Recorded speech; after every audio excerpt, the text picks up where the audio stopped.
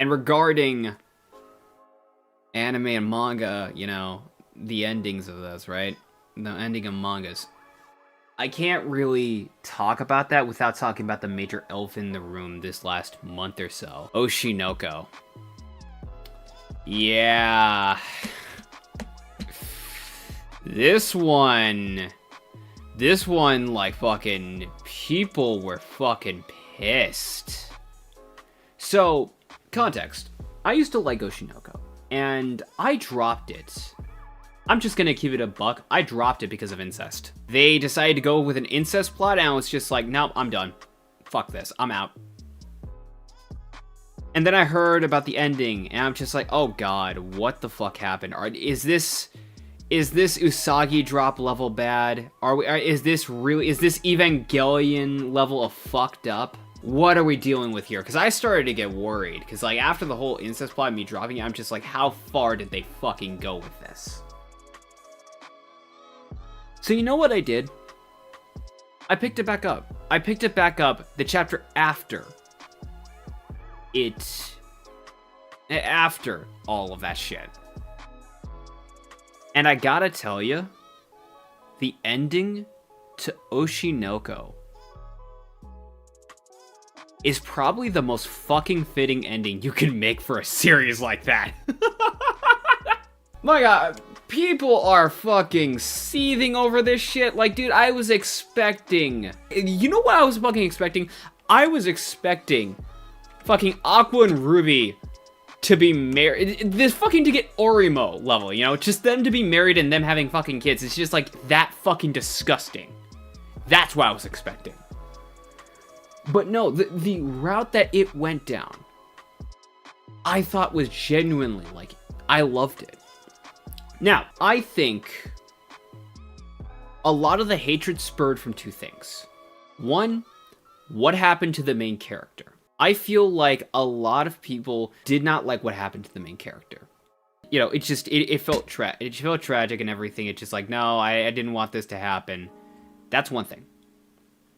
The second, admittingly, yeah, reading it, a lot of people were saying it felt rushed. I agree. I feel like the last few chapters felt rushed. I'm not gonna lie. It did feel like it just wanted to wrap up. It felt like, because there were some parts where I was just like, you just kind of skipped to this, or you just kind of jumped to this with no real answer or built up as to why, even though quite clearly you were really doing good with it early on. Just kind of felt like you wanted to end it. And then I think the problem regarding it, again, was it felt rushed. And I think a lot of people just were like, it just ended so quickly. I think that was the major issue. It's just it ended so quickly. But because of what happened to the main character and because of the ending being as rushed as it was, I think that ultimately just fanned the flames of just like going where it's just like people could just go, well, I didn't really like that ending, to being to hearing about how people are setting the manga on fire over this shit. It's just like, it's not that bad. Like, it really was not that fucking bad. It was not. You're capping if that is the case. Like, no, it was not that bad. It was fine. It was rushed. Had some things here and there of like, yeah, this could have been improved, or this could have been paced a little better. But overall, I liked it. I liked the ending to Oshinoko. I didn't mention this during the live stream, but there was one thing I genuinely forgot, and it was one of the biggest things I hated about Oshinoko. It wasn't even the ending. It was this character. Yeah, the kid they were sort of alluding to being someone who knew Aqua and Ruby from a past life turned out to be just some fucking crow that they never really showed beforehand, I think, and it was just like, oh, this was just a crow that knew both of them and saw both of them for who they were. And I mean, I guess, but I'm not gonna lie, I was going off of this little girl being I. Wouldn't it have made the most sense? Think about it. I, Hoshino, would have raised Aqua and Ruby as if they were little children, and considering that both Aqua and Ruby were people that were reincarnated from previous lives, someone who at the start of the series that had died and then got reborn as this kid, is just like, I felt like that would have been genuinely more interesting, and I thought that would have hit a lot more home, especially considering that she sees both Aqua and Ruby as just cheeky and cute little children. It would have made, I think, more sense, and it would have been a lot better compared to what they actually went through, which... I'm sorry, who the fuck is this again? Who the fuck are they? Like, the only ones that are focused on in the past life are, like, the Doctor, Serena, and I.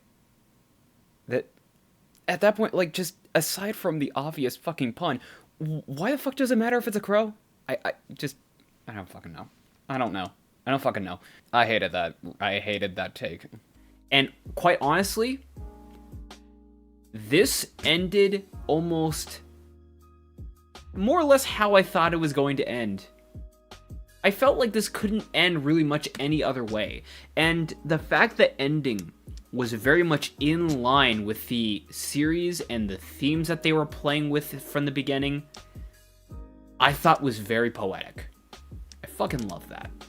And I love what they did with the characters in the story. I thought this was genuinely like a fitting ending. It felt like the ending was already made in post.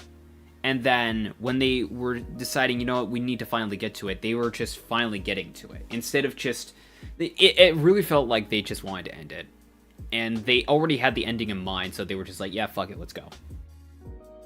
I think ultimately that's the big problem here. I feel like the biggest problem is just... The biggest problem is just... And it was rushed. It was rushed. That's what I think it felt like. I'll just say this right now. It could have been so fucking worse. Like, I'm not even kidding. Oh my god. Like, it's... Mind you, we could have absolutely gotten a really fucked up incest plot. The fact that it did not go as far as I thought it would go, thankfully, and the fact that it went an ending that I thought it would have gone down is just like, that's just so much better than I thought we were getting. We live in a timeline where a rom-com series with a main character that's already kind of unlikable has fantasies about his quote-unquote girlfriend being NTR'd. We live in this timeline. It's just like... look, Oshinoko... It ended fine. Was it rushed? Sure. But it ended a lot better than I thought it was going to end. And a lot better than I thought I was giving it credit for. Gonna be real.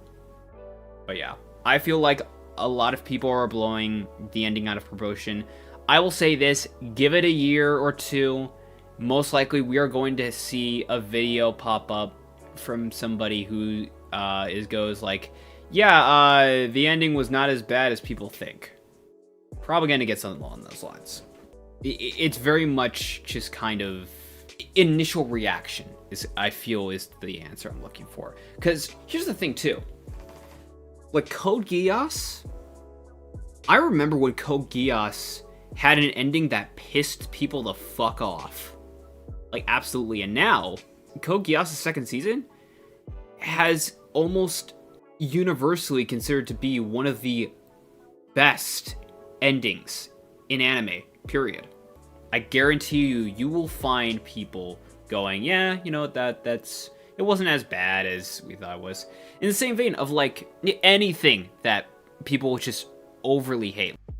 But yeah, that's my thoughts on that. Just, yeah, I'm gonna give it a few years before people actually start turning around on it. But anyway. I'm spending all my time for what she wanna take me around the streets, and the night is up.